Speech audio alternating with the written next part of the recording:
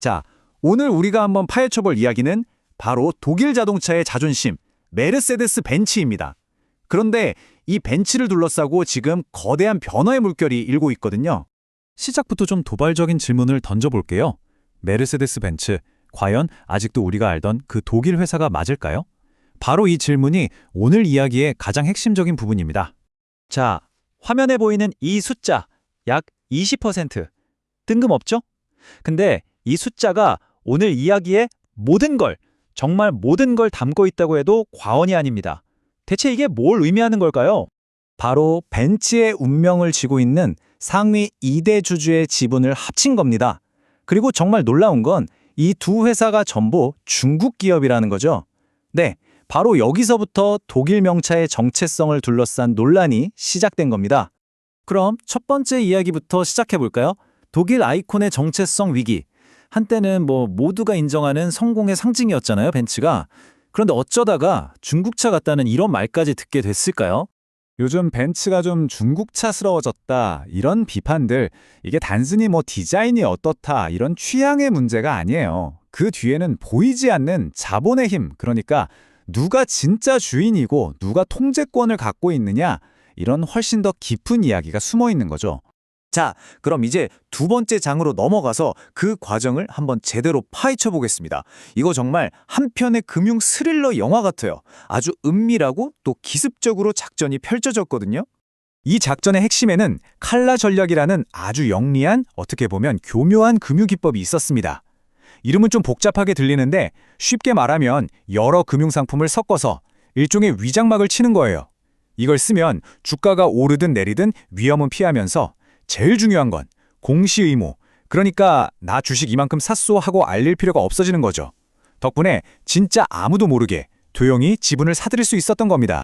중국 지리자동차의 리슈프 회장, 이 사람이 이 전략을 아주 치밀하게 세 단계에 걸쳐서 실행했습니다. 첫 번째, 일단 정식으로 우리한테 지분 5%만 파세요 하고 제안을 해요. 당연히 벤츠는 거절하죠. 그러면 두 번째, 알겠습니다 하고 물러나는 척 하면서 뒤로는 글로벌 투자은행들을 쫙 동원해서 비밀리에 주식을 사모으기 시작한 겁니다. 그리고 마지막 세 번째, 시장이 전혀 예상치 못한 타이밍에 사실 우리 지분 이만큼 갖고 있습니다 하고 빵 터트린 거죠. 모두가 충격에 빠졌습니다. 그 결과가 어떻게 됐냐고요? 2018년 2월 어느 날 아침 모두가 딱 일어났을 때 지리자동차는 말 그대로 하룻밤 사이에 벤츠의 가장 큰 주인이 되어 있었던 겁니다. 근데 이야기가 여기서 끝이 아니에요. 더 재밌어집니다. 세 번째 장에서는 또 다른 거대 중국 기업이 등장하거든요. 민간 기업인 지리가 이렇게 기습적으로 치고 들어오니까 이번엔 중국의 국영 기업이 어허, 이건 안 되지 하면서 반격에 나선 겁니다. 이 차트를 보시면 상황이 한눈에 들어옵니다. 지리가 갑자기 최대 주주로 떠오르니까 벤츠의 오랜 중국 파트너였던 국영기업 베이징 자동차, 즉 BAIC가 위기감을 느낀 거죠. 그래서 부랴부랴 지분 매입에 뛰어들어서 아주 근소한 차이로 지리를 제치고 1대 주주 자리를 뺏어옵니다. 결국 어떻게 됐나요? 벤츠의 1대 2대 주주가 나란히 중국 기업이 된 거예요. 원래 최대 주주였던 쿠웨이트 투자청은 순식간에 3위로 밀려나 버렸고요. 아니, 벤츠는 이걸 왜 그냥 보고만 있었을까요? 거절할 수가 없었던 겁니다. 아주 간단해요.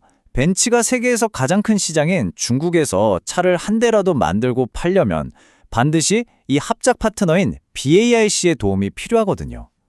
그러니까 중국 시장을 포기하지 않는 이상 BAIC의 요구를 들어줄 수밖에 없는 그런 구조인 거죠. 자, 네 번째 장입니다. 이제 벤츠가 어떻게 중국 시장이라는 거대한 덫에 걸리게 됐는지, 그래서 판매, 생산, 기술까지 모든 면에서 얼마나 깊이 종속되어 있는지 그 냉정한 현실을 한번 들여다보겠습니다. 이 도넛 차트 하나가 사실 모든 걸 말해주고 있어요. 벤츠가 파는 차 3대 중 한 대는 중국에서 팔린다는 얘기입니다. 이게 어느 정도냐면 유럽 전체 판매량을 합친 것보다 중국 한 나라에서 파는 게 더 많아요. 이러니 중국 눈치를 안 볼 수가 없는 거죠.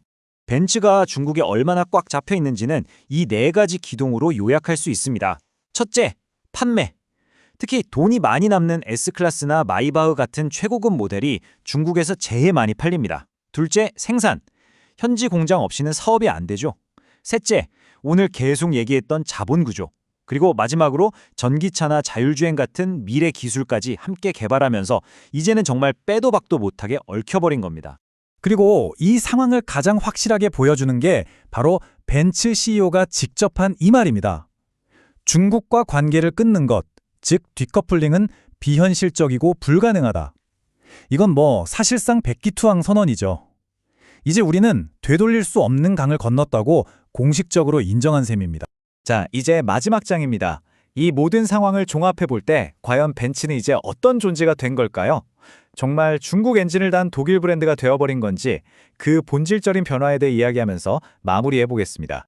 지금 벤츠가 처한 딜레마는 아주 명확합니다. 한쪽에는 독일 공학이라는 그 찬란한 유산과 누구도 넘볼 수 없었던 브랜드 이미지가 있죠. 하지만 다른 한쪽에는 중국 자본의 지배, 중국 시장 없이는 생존이 불가능한 현실, 그리고 핵심 기술까지 공유해야 하는 냉혹한 상황이 있습니다.